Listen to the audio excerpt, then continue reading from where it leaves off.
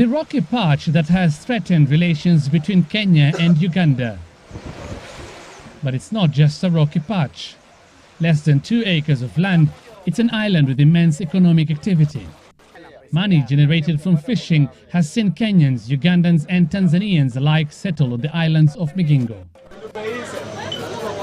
From open-air markets to shops and hotels, it's slowly becoming an economic heaven, with Kenyans mostly bringing in foodstuffs and buying fish to sell back in Kenya. The economic potential here apparently the reason why everyone lays claim to the island. But it's the Ugandans that show all the signs of ownership here. Their police have been manning the island since 2004. They enforce security and even rely on proceeds from indirect taxes levied on people here for their upkeep. Dispute resolution is also in their hands.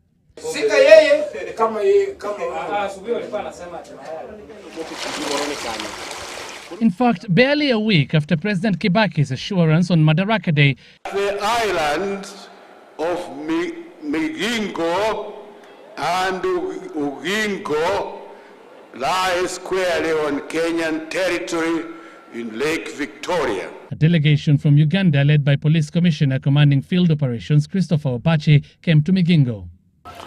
For Ugandan police to be here, there was some sort of agreement, okay? Between the two governments? The two governments would have agreed at some level. So, could Kenya have approved this? Our efforts to get a comment on the Ugandan presence from the Kenyan government have been futile, with the Internal Security Minister opting to focus instead on ongoing diplomatic efforts. Discussion between Kenya and the Ugandan ministers are now planned to be held early in July. Wasiulize nani ama nini au wakuje wenyewe mpaka wajue sida ni nini na tatizo yenye wao wanazozana ni sida gani. Imagine dio iko hapa hajakanyaga Migingo, juu hata udongo ya Migingo inafanana naje. DC ile PC ile.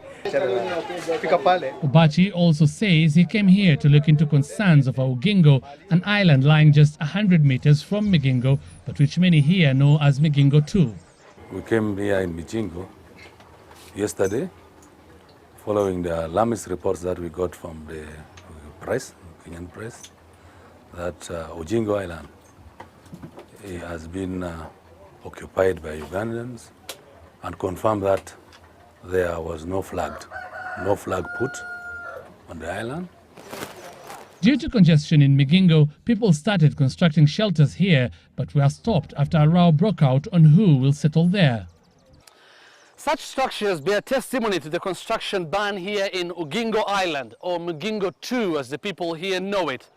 But with economic expansion going on in an already congested Migingo Island, as you can see behind me, it means people need new places to settle in. And thus you get the feeling that this ban may not hold for long, and both governments need to come up with a solution swiftly. While Ugandan police say they have nothing to do with it, some accuse them of being responsible. Kuna watu wamezuiwa kujenga, hata hapa kuna watu wamenyang'anywa manyumba ambao walikuwa wenyeji wa hapa, wakanyang'anywa manyumba katika hapa ina kisiwa hichi cha Migingo na Waganda. Askari Gabriel Ungwe, a Kenyan who moved to this island, however, says it's a Kenyan directive. Tumesimamisha tusijenge na serikali yetu ya Kenya, sio Waganda. Ungwe owns 10 rooms charging 1,000 shillings for each monthly. He is among 5 Kenyans who own 37 rooms here, most of his tenants being Ugandan, with only one Ugandan having a small farm. Sasa unajua mwezi umeisha, jitayarishe nipate. Atagoja subiri kidogo. Ticket DC Alan Masharia told Citizen TV he had ordered everyone to leave the Ugingo Island in 3 weeks' time to avoid another takeover by Ugandans. Ungwe nonetheless acknowledges that Ugandan police came to the island and gave them directions. Juu alienda akafunga majani nyingine eti hapo lazima iwe police post, lakini police post ambayo inaweza kujengwa hapo hakutuambia ni police post kutoka nchi gani. So how long will the construction ban hold? And in the absence of Kenyan forces, will Ugandan forces control this island as well? Hussein Mohamed, Citizen Live at 9.